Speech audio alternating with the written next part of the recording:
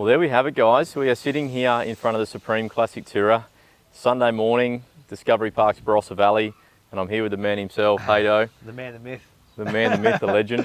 And mate, 50th show done. Mission somewhat, well, mission complete, really. Yes, absolutely. We aim to 50 shows, 50 weeks, 50 grand. Tick, tick, tick. Yep. We've done it. All done as the rain as starts the rain to fall comes on us. down. Hey? Mate, no, it's been an incredible journey. You know, like last night was just the final piece of what has been a very big and complex puzzle.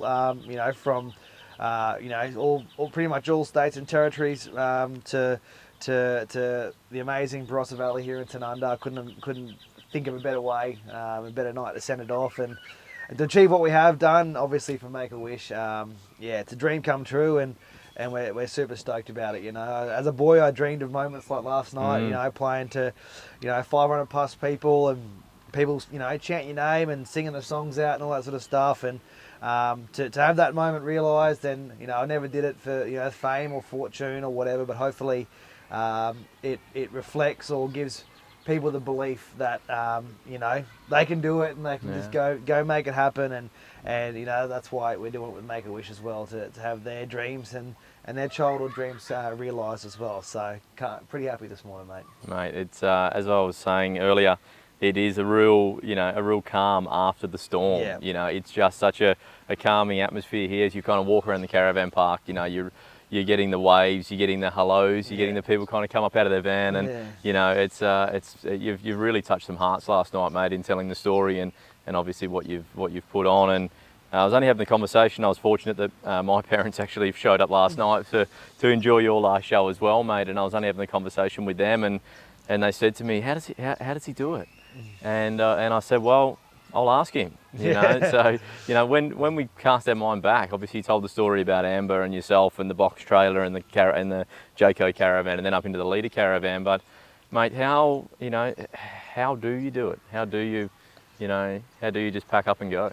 Well, look, the universe, I'm always a big believer. The universe gives you exactly what you need when you need it. And me and Amber, our marriage was falling apart. Everything was over, and I rolled over there literally in a spur of the moment. I said, let's just go on a 4-week holiday to see if we can save things. And now, in our 3rd year of travel in Australia, we just never went back. We realised along the way, we spent so much time, obviously, in corporate real estate previous to this, and it's such a 360 or 180 degree turn of events in terms of my life. But I spent so much time prioritising money, thinking money was the be all and end all. Money was going to entitle us to a certain level of happiness. And we had the boats, the jet skis, the nice house, no debt. As a 25-year-old, it was the textbook definition of what people would probably define as success. But we're unhappy, So I was spending Christmas alone, and throughout our travels, we realised that time is the most precious commodity that we have. And along the way, obviously, welcomed our first child, Freya, and we just knew that money's nothing. We've never been so broke financially in our own pockets, but we've never been so rich, as in our hearts and as people. So that we can't put a price on, and it just came down to, when we had Freya, happy and healthy. So let's go there. Tell me a little bit about, obviously, Freya coming into the world, and how has that kind of given you a bit of an extra spark or driven you to really chase this even more, especially with Make-A-Wish Australia. Obviously you're welcoming in Freya, healthy, happy, beautiful little girl. There's some families out there that aren't that fortunate when they welcome in their beautiful little boy or girl into the world. And just talk a little bit about that. How has that really driven you? It all came down to having Freya happy and healthy, and just the thought of the way the world is just so unfair, in the sense that these boys and girls and their families get dealt just a terrible hand right from the get-go.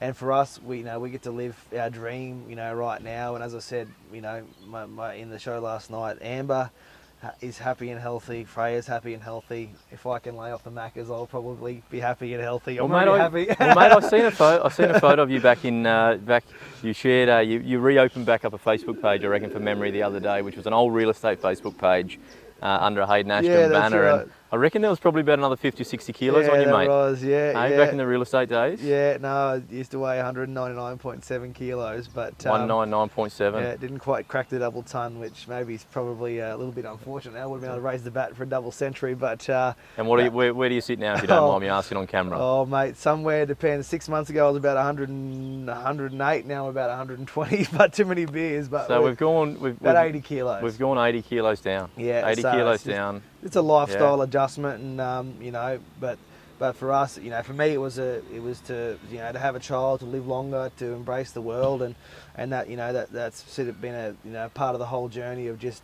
not taking life for granted, I guess, and making the most of the time. And as I was saying, you know, we've got time on our side. There's no reason why we can't live, you know, long happy lives. And these kids battling critical illness, we just want to give them, you know, a slice of the happy family moments we get to experience every day. So that's why Make-A-Wish is important to us, and they receive no government funding, no government support. It's literally through donations, volunteers and corporate support that they raise every single dollar.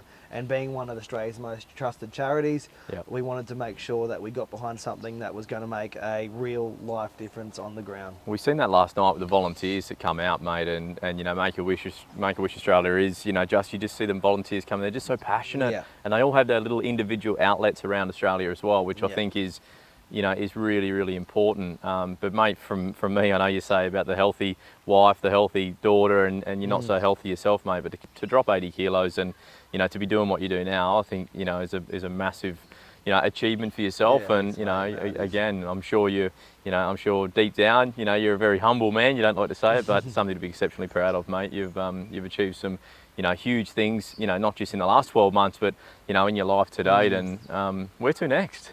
Mate, well, just on that point, before I answer that, it's, you know, I play the music, and, you know, but it's the people who have come to the shows, who have, you know, put in $1, put in $10, put in $20, and, you know, accumulatively we've, you know, raised this massive amount of money. So a big thank you to, obviously, you know, to everyone who's donated, and we have met so many Adelaide RV customers along the way. And so a big thank you to you guys for coming out and being a part of the journey. But where to next? Well, you know, as you said, it's a bit calming now, because I don't think it's really sunk in. Well, there's no show next week. No, that's right. We've done 50 shows in 50 weeks, and what are we doing next week? Yeah, it's really hasn't kicking the feet up. Really hasn't sunk in where we're at right now in our journey.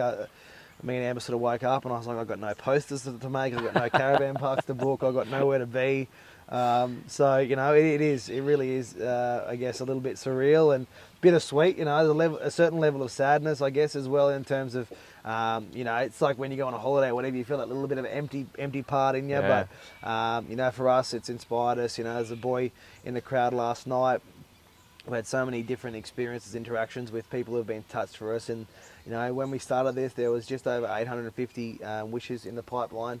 That kids were waiting for funding to get their wishes granted. As of right now, there's 950 kids. So that number's only going up.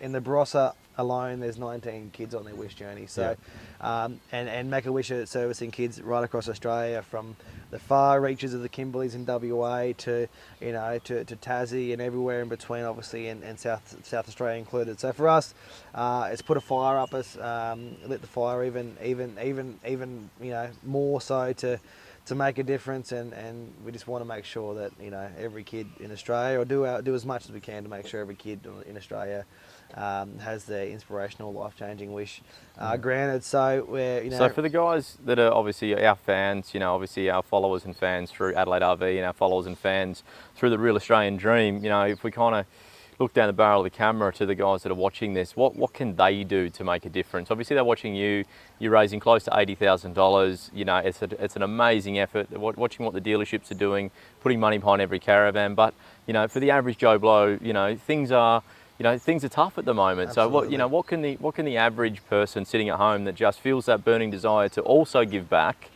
but might not necessarily be able to give back at the levels that they're seeing, what can we say to them? What's a message that we can say to them to obviously for them to join a part of what we're doing? Well, the good thing about it is Make-A-Wish have 55 branches across Australia. So first of all, if you got some spare time, get in contact with your local Make-A-Wish branch, as they're always, looking for volunteers and helpers to enable them to put on fundraisers like we saw last night, to be a part of the wish granting journey for these children across the country, and then of course come along to a show, share videos like this on social media. It might not just be a monetary contribution. As I said, people have put $1 in, put in $20 in, put in $200 in, whatever it is that goes in. Is all going to a much needed spot, but there's many ways, not just through money contributions, that you can get involved. Share our videos, follow our journey, come along to a show, buy a snag, or even volunteer yourself, and that goes a long way and makes a big just a piece in the big puzzle that we've created over the last 12 months. Nice, mate. Nice. In closing, mate, we'll wrap this up, but 3 quick questions. Favourite place in Australia? Probably Eyre Peninsula now. Eyre Peninsula? Yeah, wow. Magic. Hey, he's really recognising our amazing state here in South Australia. Yeah, that's gold. Need some more time here. Yeah, that's right. Craziest thing a fan's ever done at a concert? Craziest thing, I was in Polaris Station, Exmouth, and it was a bit of a rowdy gig, and I remember a stubby of beer getting thrown about 30 metres in the air in the middle of a packed crowd, but luckily it landed in the group of people. No one was hurt, but that was certainly the most crazy experience this year. Oh shit. And the toughest part of the trip? Toughest part of the trip is obviously missing family. It's sacrifices that go behind it. You're obviously away for an extended period of time, and in isolated parts of the country and all that sort of stuff. But we have time, and it's a small price to pay for what we're doing and the wishes that we're granting. But from me to you, mate, I really appreciate it. Obviously Adelaide RV, $21,500. That catapulted us from 57 or whatever $1,000 to 79,000 odd bucks. So amazing, life-changing donation from you and Cass and the entire team, and just grateful. Super grateful, and I'm grateful too, mate. I'm grateful that I eventually answered all those phone calls when you were continually pestering me for that caravan. But again, guys, when I met this man, I just thought there's something special about this man. He has an amazing family, has an amazing story, and if you don't know much about Hayden Ashton and the Real Australian Dream, jump on to his social pages, jump onto YouTube, search the Real Australian Dream, and check out Adelaide RV's content. Whilst you're there, a lot of that comes from the big man himself as he travels around Australia. And just before we leave you, some more exciting news. Adelaide RV will be partnering again for the next 12 months with Hayden Ashton and the Real Australian Dream, and we cannot wait to show you what we're up to next. How bloody good. How good. Thanks, mate.